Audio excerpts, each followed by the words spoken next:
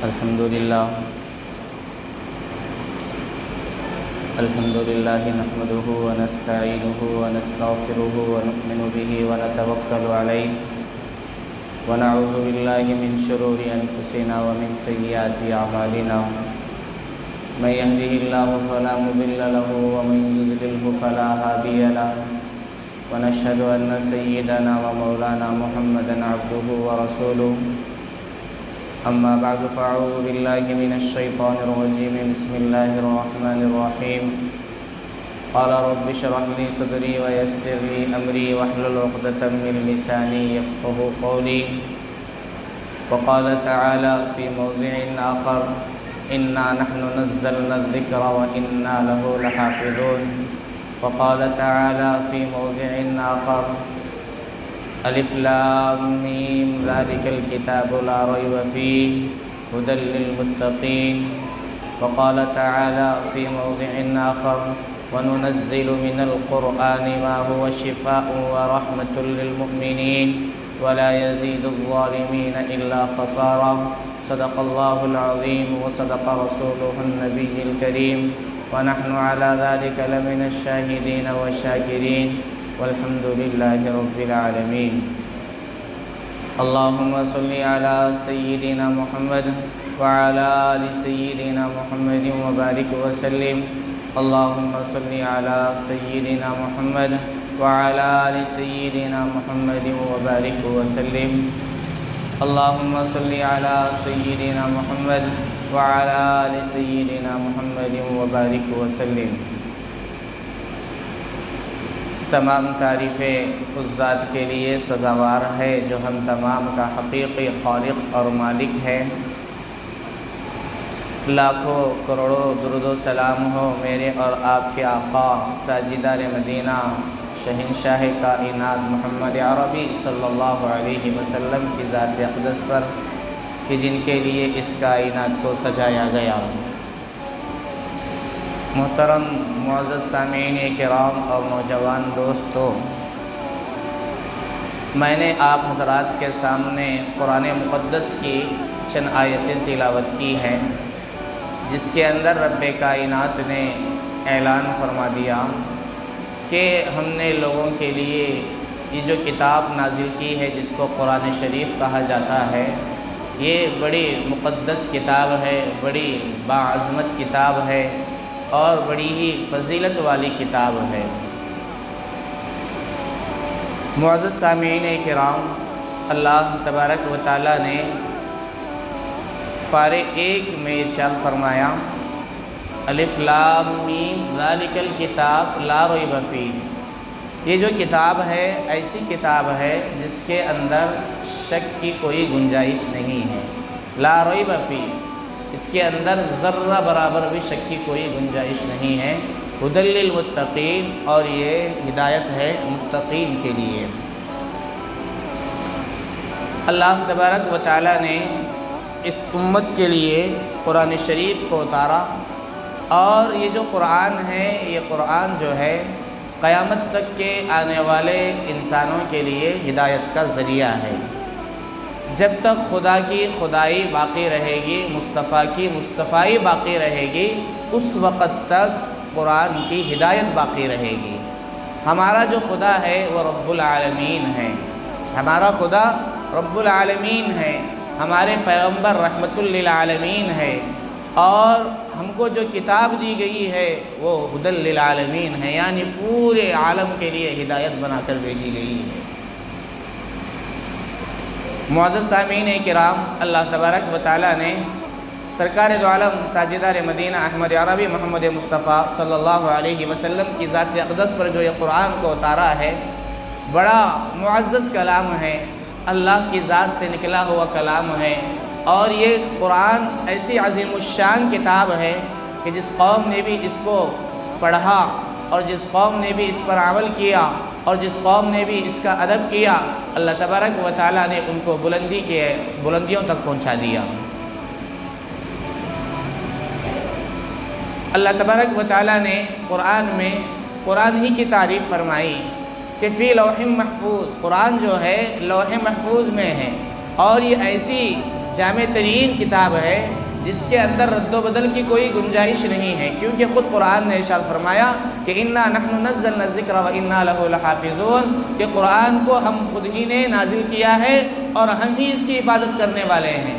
قرآن کو اتارنے والے بھی اللہ ہیں اور قرآن کی حفاظت کرنے والے بھی اللہ تبارک و تعالیٰ ہے۔ اللہ تبارک و تعالیٰ نے کہا کہ اس کی حفاظت کی ذمہ داری ہم نے لی ہے۔ جب اللہ نے قرآن میں وعدہ فرمایا ہے تو کوئی قوم یہ نہیں کہہ سکتی کہ اس قرآن کے اندر رد و بدل ہوا ہے اور اس قرآن کے اندر تغییر ہوئی ہے، اس قرآن کے اندر تبدیلی ہوئی ہے۔ اگر کوئی قوم یہ کہتی ہے تو ہم یہ کہیں گے کہ اس کا کہنا غلط ہے، اس لیے کہ خود رب کائنات نے یہ کہا کہ اس کی حفاظت کی ذمہ داری ہم نے لی ہے، اور اللہ تبارک و تعالیٰ جس کی حفاظت کی ذمہ داری لیتے ہیں اس کے اندر ذرہ برابر بھی ترمیم کی گنجائش ہرگز نہیں ہو سکتی ہے۔ ابھی آپ حضرات نے چند دنوں پہلے سنا کہ ایک شخص جس نے یہ کہا کہ قرآن کی 26 آیتیں ایسی ہیں جس کو قرآن سے نکال دینا چاہیے، جن کو حذف کر دینا ضروری ہے۔ مجھے اس کی عقل پر حیرانی ہوتی ہے، کہاں اس کی عقل؟ ارے اللہ تبارک و تعالیٰ نے یہ کہا کہ یہ ایسی کتاب ہے جو بالکل جامع اور محفوظ ترین کتاب ہے، اس کے اندر کسی قسم کی رد و بدل ہو نہیں سکتی، اس لیے کہ یہ جو کلام ہے یہ انسانوں کا بنایا ہوا نہیں ہے بلکہ یہ اللہ کی ذات سے نکلا ہوا کلام ہے۔ اللہ نے اس کو اتارا ہے اور محمد عربی صلی اللہ علیہ وسلم کے سینہ اطہر پر اس کو نازل فرمایا ہے، اور یہ محفوظ ہے لوح محفوظ میں، اور قیامت کی صبح تک اس کے اندر ذرہ برابر بھی تبدیلی نہیں ہو سکتی۔ تو پھر یہ کہاں سے اس بات کی یہ گنجائش کی جا سکتی ہے کہ کوئی قوم یا کوئی شخص یہ کہے کہ قرآن کے اندر رد و بدل کیا جائے؟ شاعر نے کہا ہے قول محمد قول خدا فرمان نہ بدلا جائے گا، ہے قول محمد قول خدا فرمان نہ بدلا جائے گا، بدلے گا زمانہ لاکھ مگر قرآن نہ بدلا جائے گا۔ معزز سامعین، قرآن ایک ایسا دستور حیات ہے کہ اس کے اندر زندگی کے گزارنے کے ہر شعبے ہم کو ملتے ہیں، اور زندگی کے ہر موڑ پر قرآن جو ہے لوگوں کی رہنمائی کرتا ہے، اور صرف مسلمانوں کی نہیں بلکہ پوری انسانیت کے لیے اللہ تبارک و تعالیٰ نے اسے ہدایت بنا کر بھیجا ہے۔ سرکار دو عالم صلی اللہ علیہ وسلم کے اوپر جب وحی اترتی، قرآن نازل ہوتا، تو وہ عادت مبارکہ یہ تھی کہ اس کو لکھ لیا جاتا۔ حضرات صحابہ اس کو لکھ لیا کرتے تھے، اور بعض صحابہ تو قرآن کی آیتوں کو حفظ یاد کیا کرتے تھے۔ رسول اللہ صلی اللہ علیہ وسلم سے قرآن کو سنتے تو اپنے سینوں میں محفوظ کرتے، اور اپنے پاس جو کاغذ کے ٹکڑے ہوتے اس پر محفوظ کرتے، چمڑے کے جو ان کے چمڑوں کے اوپر لکھ دیا جاتا، اور اسی طریقے سے قرآن کو محفوظ کیا جاتا۔ اور بہت سارے صحابہ کرام تو ایسے تھے جو صرف قرآن کی کتابت کے لیے، قرآن کو یاد کرنے کے لیے انہوں نے اپنی زندگیاں وقف کر دی تھی، جس کے اندر مشہور صحابہ کا نام جیسے کہ حضرت ابی بن کعب رضی اللہ عنہ ہیں جو قاری قرآن ہیں، حضرت معاذ بن جبل ہے، حضرت زید ہے جو کاتب وحی تھے۔ یہ حضرات ایسے تھے کہ اللہ کے نبی کے اوپر جو بھی وحی اترتی فوراً اس کو لکھ لیا کرتے تھے اور اپنے سینوں میں محفوظ کر لیا کرتے تھے۔ ایک موقع پہ اللہ کے نبی علیہ السلام نے حضرت ابی بن کعب سے یہ کہا کہ اے ابی تم ہم کو قرآن پڑھ کر سناؤ۔ حضرت ابی بن کعب نے کہا اے اللہ کے رسول، آپ پیغمبر ہیں، آپ کے اوپر اللہ تبارک و تعالیٰ نے قرآن کو اتارا ہے کہ میں آپ کے سامنے قرآن پڑھ کر سناؤں؟ تو اللہ کے رسول علیہ السلام نے ارشاد فرمایا ہاں میرا دل یہ چاہتا ہے کہ میں کسی قرآن پڑھنے والے سے قرآن سنوں۔ تو حضرت ابی بن کعب قرآن پڑھنا شروع کیے۔ حضرات صحابہ یہ بتاتے ہیں کہ سرکار دو عالم صلی اللہ علیہ وسلم قرآن سن رہے تھے جہاں تک کہ حضرت ابی بن کعب جب اس آیت پر پہنچے فَكَيْفَ إِذَا جِئْنَا بِكُلِّ أُمَّةٍ شَهِيدًا، جب اس آیت پر پہنچے تو حضرات صحابہ نے یہ بتایا کہ سرکار دو عالم صلی اللہ علیہ وسلم کے آنکھوں سے آنسو جاری تھے۔ حضرت ابی بن کعب یہاں پر کھڑے ہو گئے۔ تو اس حدیث سے یہ بات معلوم ہوتی ہے کہ قرآن کا سننا بھی ثواب کا کام ہے، قرآن کا سننا بھی یہ اللہ کے نبی علیہ السلام کی سنت ہے۔ قرآن ایک ایسی مقدس کتاب ہے کہ اس کو دیکھنا بھی ثواب ہے، اس کو چھونا بھی ثواب ہے، اور اس کا سمجھنا بھی ثواب ہے، اور اس کو یاد کرنا بھی ثواب ہے، اور اس کے معنی کو یاد کرنا بھی ثواب ہے، اور اس کو لوگوں تک پہنچانا یہ بھی ثواب کا کام ہے۔ یہ اللہ کے نبی علیہ السلام کی عظیم الشان سنت ہے۔ اللہ کے نبی نے ارشاد فرمایا کہ جو شخص قرآن کو دیکھتا ہے اللہ تبارک و تعالیٰ اس کے ذریعے سے اس کے آنکھوں میں نور پیدا فرماتے ہیں، اس کے ذریعے سے اس کو ثواب عطا فرماتے ہیں، اور جو شخص اس کو یاد کرتا ہے وہ حافظ قرآن بن جاتا ہے، اور جو اس کے معنی پر غور کرتے ہوئے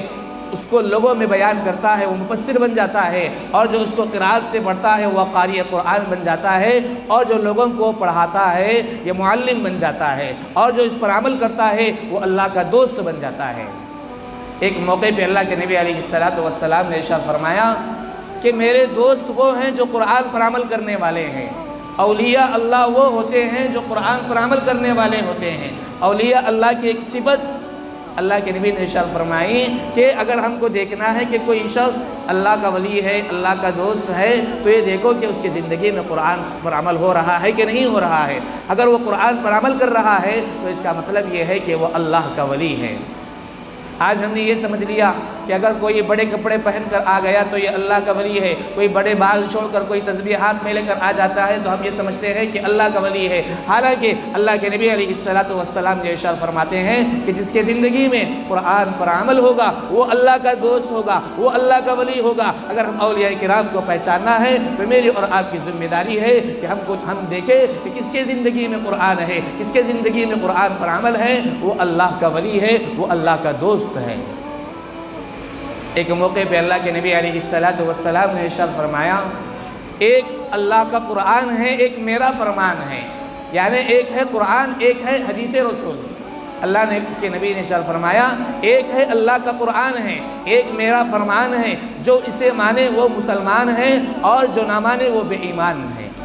جو قرآن کو مانے گا، اللہ کے حدیث کو مانے گا، اللہ کے رسول صلی اللہ علیہ وسلم کی زبان سے نکلے ہوئے الفاظ جو حدیث ہیں اس کو مانے گا وہ مسلمان کہلائے گا، اور جو قرآن کی آیتوں کا انکار کرے گا اللہ کے نبی نے ارشاد فرمایا کہ وہ بے ایمان ہے۔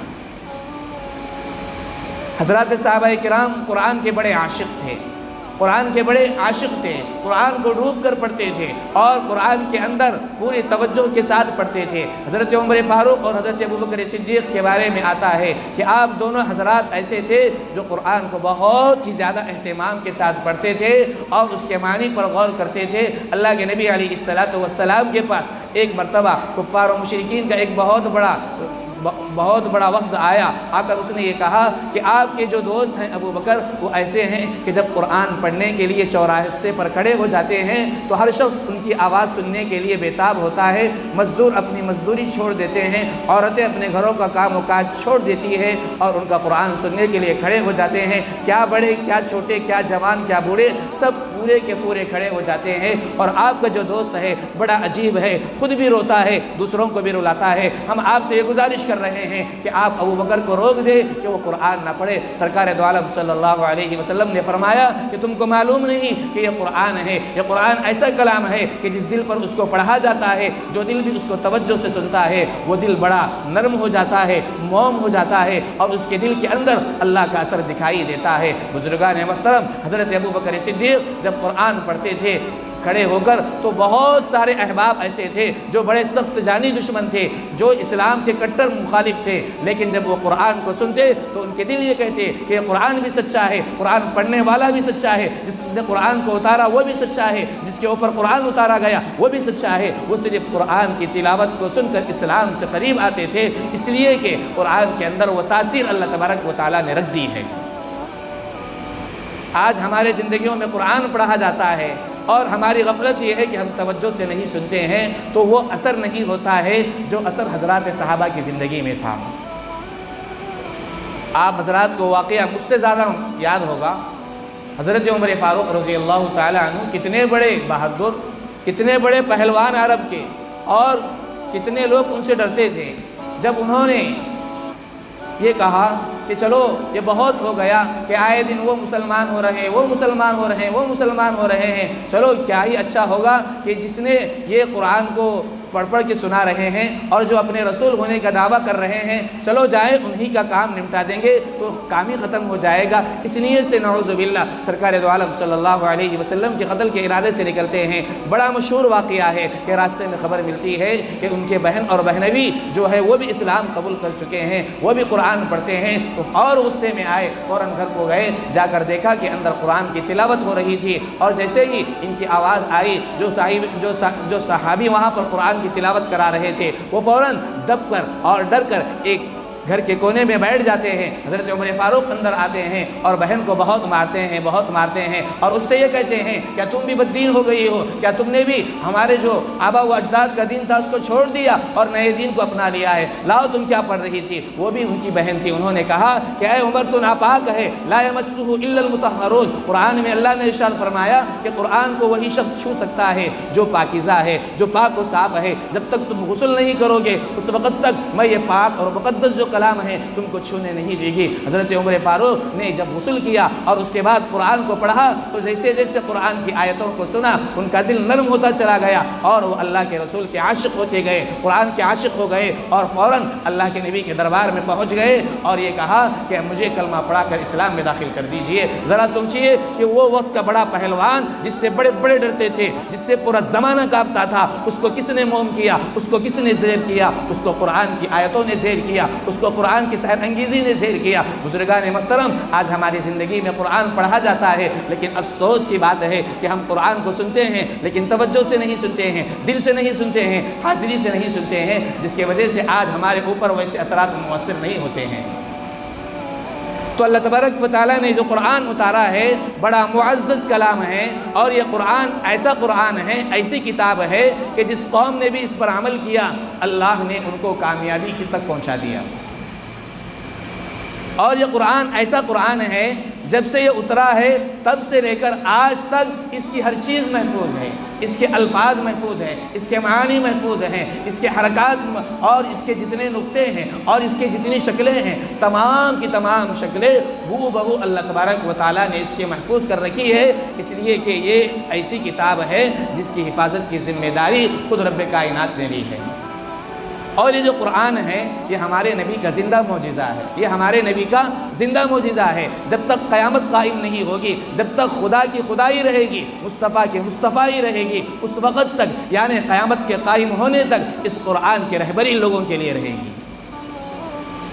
یہی وجہ ہے کہ آج چھوٹے چھوٹے بچے 5 سال 7 سال 8 سال 9 سال 10 سال کے بچے بھی حافظ قرآن بن جاتے ہیں۔ اگر ہم ایک کتاب کو یاد کرنے کے لیے بیٹھتے ہیں تو 10-20 صفحے کی کتاب ہوتی ہے، وہ پوری کتاب بھی ہم کو محفوظ یاد نہیں ہوتی ہے، لیکن قربان جائیے کہ قرآن پر یہ چھوٹا سا بچہ ہوتا ہے، 7 سے 8 سال 9 سال کا بچہ ہوتا ہے، شروع کرتا ہے الحمدللہ رب العالمین سے، الف لام میم سے شروع کرتا ہے تو والناس تک جا کر کھڑا ہوتا ہے، بیچ میں کہیں غلطی نہیں کرتا ہے، ہر چیز وہ ہے وہ سینے میں محفوظ ہے۔ یہ کیا ہے؟ یہ قرآن کا معجزہ ہے کہ جس کی وجہ سے چھوٹے چھوٹے بچے، ہمارے اس امت کے چھوٹے چھوٹے بچے بھی اس کو اپنے سینوں میں محفوظ کر لیے ہیں، اور دشمنان اسلام کو گویا یہ جواب دے رہے ہیں اور یہ للکار ہے کہ تم ہمارے قرآن کو کاغذوں سے ختم کر سکتے ہیں تو کرو، لیکن ہمارے سینوں میں جو قرآن محفوظ ہے اس کو پوری دنیا بھی آ کر ختم کرنا چاہے تو پوری قرآن تو چھوڑیے، ایک پارہ تو چھوڑیے، ایک سورت تو چھوڑیے، ایک آیت کو بھی ہمارے سینوں سے تم نکال نہیں سکتے۔ اللہ تبارک و تعالیٰ نے قرآن میں چیلنج کیا، اللہ تبارک و تعالیٰ نے قرآن میں چیلنج کیا کہ اگر تم پوری کی پوری قوم اور پورے کے پورے لوگ مل کر اس قرآن جیسی ایک آیت بھی لا کر رکھ دو اگر تم اپنی بات میں سچے ہو۔ اللہ نے چیلنج کیا، اور یہ چیلنج صرف عرب کے لوگوں کو نہیں ہے بلکہ پوری دنیا کے لوگوں کو ہے، اور یہ چیلنج قیامت تک کے لیے ہے کہ اگر پوری دنیا کے لوگ ایک دوسرے کے دوست بن جائے اور ایک دوسرے کے معاون بن جائے اور قرآن جیسی ایک آیت بھی لا کر رکھنے کی کوشش کرے، قیامت قائم ہو جائے گی، یہ قوم تباہ و برباد ہو جائے گی، لیکن اس جیسی ایک آیت بھی لا کر پیش نہیں کر سکتے۔ یہ اللہ کا چیلنج ہے، ایک سورت بھی نہیں لا سکتے، ایک آیت بھی نہیں لا سکتے ہیں، اس لیے کہ اللہ نے ڈنکے کی چوٹ پہ ارشاد فرمایا کہ اگر تم اپنے اس دعوے میں سچے ہو کہ یہ قرآن اللہ کے جانب سے اترا ہوا نہیں ہے تو تم اس جیسا کلام لا کر پیش کر دو۔ میں دشمنان اسلام کو یہ کہنا چاہتا ہوں کہ وہ یہ کہتے ہیں کہ 26 آیتوں کو نکالو. ارے بھائی 26 آیتوں تو بہت دور کی بات ہے، ایک آیت بھی نکال کر نہیں بتا سکتے، اس لیے کہ قرآن کی تاریخ رہی ہے کہ جن لوگوں نے قرآن کے اندر رد و بدل کرنے کی کوششیں کی ہے وہ قوم تباہ ہو گئی، وہ برباد ہو گئی، اور ان کا نام و نشان آج دنیا میں موجود نہیں ہے. ٹھیک اسی طریقے سے قیامت تک جو شخص بھی، جو قوم بھی قرآن کے اندر رد و بدل کرنے کی کوشش کرے گی، قرآن کا یہ چیلنج ہے کہ اللہ تبارک و تعالیٰ ان کو اس دنیا سے ختم کر دیں گے اور ان کا نام لینے والا کوئی دنیا میں موجود نہیں رہے گا. آپ لوگوں نے دیکھا کہ ابو جہل نے شروع میں سرکار دو عالم صلی اللہ علیہ وسلم کو کیسے کیسے تکلیفیں دیا، اور کیسے کیسے اسلام کے خلاف سازشیں کی، اور کیسے کیسے اسلام کو دبانے کی کوششیں کی، اور کیسے کیسے قرآن کی تلاوت کو روکنے کی کوشش کی. لیکن اللہ تبارک و تعالیٰ کی ایک عادت ہے کہ اللہ تبارک و تعالیٰ نے اسلام کے اندر لچک رکھ دی ہے، یہ اتنا ہی ابھرے گا جتنا یہ دباؤ گے. کفار مکہ کیا کرتے تھے؟ یہی کہتے تھے مسلمانوں سے اور حضرات صحابہ سے کہ تم قرآن کی تلاوت نہ کرو، اس لیے کہ جو شخص بھی قرآن کی تلاوت سن لیتا ہے وہ کیا ہوتا ہے؟ وہ عاشق قرآن بن جاتا ہے، وہ عاشق رسول بن جاتا ہے، اس لیے تم قرآن کی تلاوت نہ کرو. اور پوری کوشش کرتے تھے اور کانوں کے اندر اپنی انگلیاں رکھ لیا کرتے تھے، روئی رکھ لیا کرتے تھے، اور کپڑوں کو اپنے باندھ لیا کرتے تھے تاکہ قرآن کی آواز نہ آئے. لیکن اللہ تبارک و تعالیٰ نے ان کے نہ چاہتے ہوئے بھی اللہ تبارک و تعالیٰ نے قرآن کو پوری دنیا کے اندر پھیلا دیا. اور ابو جہل کا آج نام لینے والا کوئی نہیں ہے، لیکن سرکار دو عالم صلی اللہ علیہ وسلم کا نام لینے والے اور آپ کے اوپر اپنی جان قربان کرنے والے پوری دنیا کے اندر آپ کو سب سے زیادہ ملیں گے. یہ جو چیلنج ہے یہ صرف اس وقت تک کے لیے نہیں ہے بلکہ قیامت تک کے لیے ہے کہ کوئی بھی شخص قرآن جیسی ایک آیت لا کر پیش کر دے، لا ہی نہیں سکتا ہے. اس لیے کہ قرآن کوئی معمولی قرآن نہیں ہے، یہ کسی انسان کا کلام نہیں ہے، یہ خود رب العالمین کا کلام ہے، اور یہ ایسا مقدس کلام ہے جس کے بارے میں اللہ نے ارشاد فرمایا کہ لو انزلنا هذا القرآن على جبل لرأيته خاشعا متصدعا من خشیۃ اللہ. اللہ نے کہا کہ ایسا مقدس اور وزنی اور ایسا ثقیل کلام ہے کہ اگر ہم اس کلام کو پہاڑ کے اوپر اتارتے تو یہ پہاڑ بھی اس کے وزن کو اور اس کے بوجھ کو سنبھال نہ سکتا اور ریزہ ریزہ ہو جاتا. یہ تو سرکار دو عالم صلی اللہ علیہ وسلم کے صدقۃ فعل میں ہم کو ملا ہے کہ آپ کے سینے اطہر پر یہ قرآن نازل کیا گیا.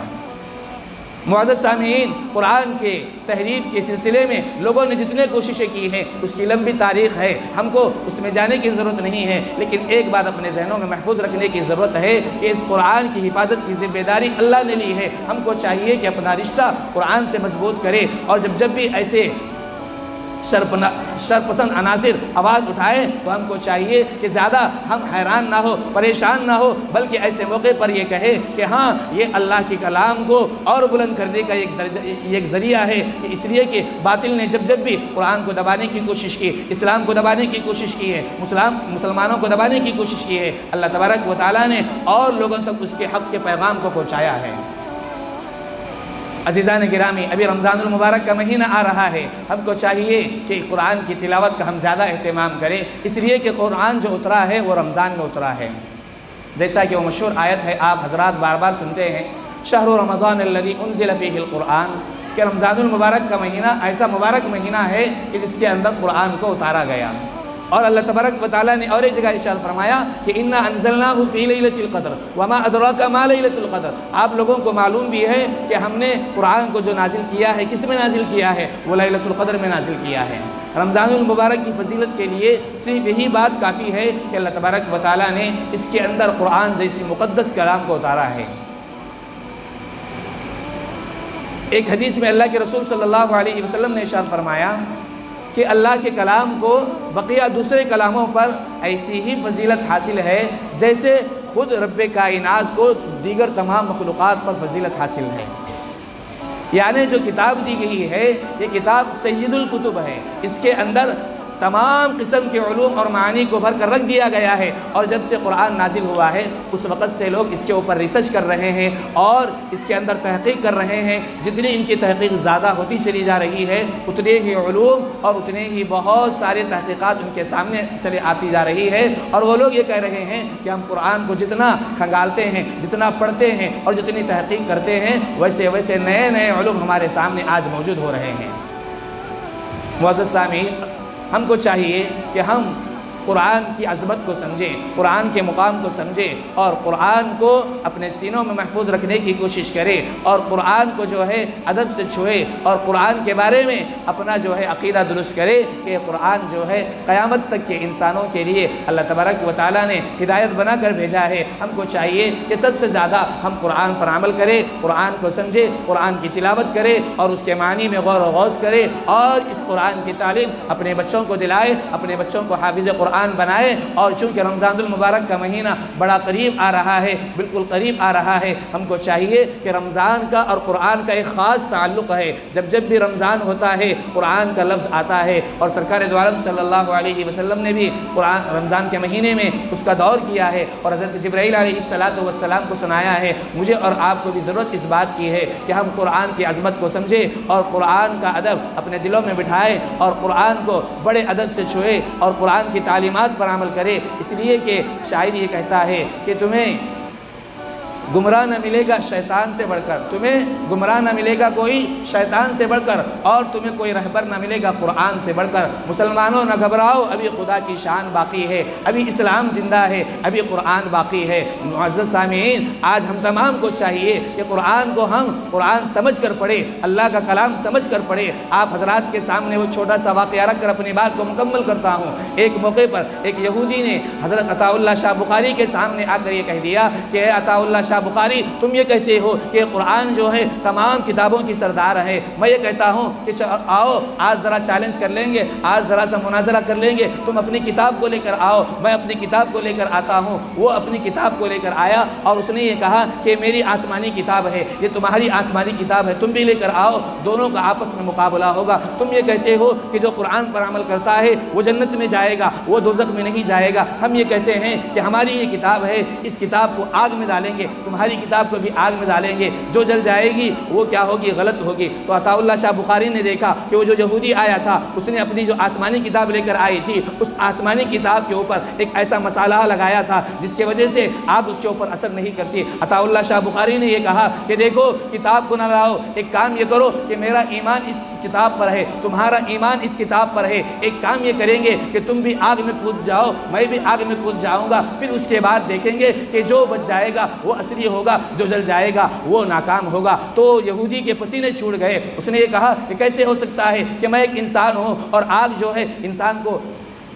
انسان کو جلا کر رکھ دیتی ہے اور اس کو محفوظ نہیں کرتی۔ عطا اللہ شاہ بخاری نے کہا کہ نہیں، میرا یہ ایمان ہے کہ میں اللہ کی ذات پر یقین رکھتے ہوئے کہتا ہوں کہ آؤ تم بھی آگ میں کود جاؤ، میں بھی آگ میں کود جاؤں گا، اور میرا یہ ایمان ہے کہ اللہ نے اپنے ابراہیم خلیل اللہ کے لیے اس آگ کو ٹھنڈا اور گلے گلزار کر دیا تھا۔ میں بھی یہ کہتا ہوں کہ میرا ایمان بھی اسی اللہ پر ہے، یہ آگ بھی میرے لیے گلے گلزار بن جائے گی۔ لیکن وہ یہودی وہ مناظرے سے بھاگ گیا اور اس نے یہ کہا کہ نہیں، میں نے ہماری جو آسمانی کتاب تھی اس کے اوپر ایک ایسا مسالہ لگا کر لے کر آیا تھا جس سے آگ اس پر اثر نہیں کرتی، اور میں لوگوں کو بے وقوف بنانا چاہتا تھا، لیکن عطا اللہ شاہ بخاری کی نگاہ نے مجھے دیکھ لیا اور اس نے یہ کہا کہ ہاں قرآن ہی اصلی کتاب ہے اور قرآن جو ہے یہی حق کی کتاب ہے۔ اس کے بعد وہ بھی اسلام کا کلمہ پڑھ لیتا ہے۔ عزیزان گرامی، خلاصہ کلام یہ ہے کہ آج کے پرفتن ماحول میں ہم تمام کو چاہیے کہ اپنا رشتہ قرآن سے مضبوط کرے، اس لیے کہ قرآن کے اندر قیامت تک آنے والے ہر فتنے کا منہ توڑ جواب موجود ہے۔ اس لیے ہم تمام کو چاہیے کہ قرآن کو پڑھے، قرآن کی عظمت کو اپنے دلوں میں بٹھائے، اور اپنے گھروں کی جو زینت ہے وہ قرآن کی تلاوت ہے۔ حضرات صحابہ کی زندگی میں یہ بات ملتی ہے کہ نبی اکرم صلی اللہ علیہ وسلم نے ان سے یہ فرمایا تھا کہ اپنے گھروں کو مزین کرو قرآن کی تلاوت سے اور نماز سے۔ آج ہم اپنے گھروں کو کس چیزوں سے مزین کرتے ہیں؟ اخبار سے مزین کرتے ہیں، ٹی ویوں سے مزین کرتے ہیں، اچھے کھیلنے کی چیزوں سے مزین کرتے ہیں۔ افسوس کی بات ہے، اللہ کے نبی نے ارشاد فرمایا کہ زینو، کہ تم اپنے گھروں کو مزین کرو بتلاوت القرآن، قرآن کی تلاوت سے۔ ہمارے گھر ایسے ہو کہ صبح صبح ہمارے گھر سے قرآن کی تلاوت کی آواز آئے گی تو انشاءاللہ اللہ کی رحمتیں ہمارے گھروں میں اترے گی۔ دعا فرمائیں کہ اللہ تبارک و تعالی ہم تمام کو اس پیغام کو سمجھنے اور اس پر عمل کرنے کی توفیق عطا فرمائے۔ وما علینا الا البلاغ۔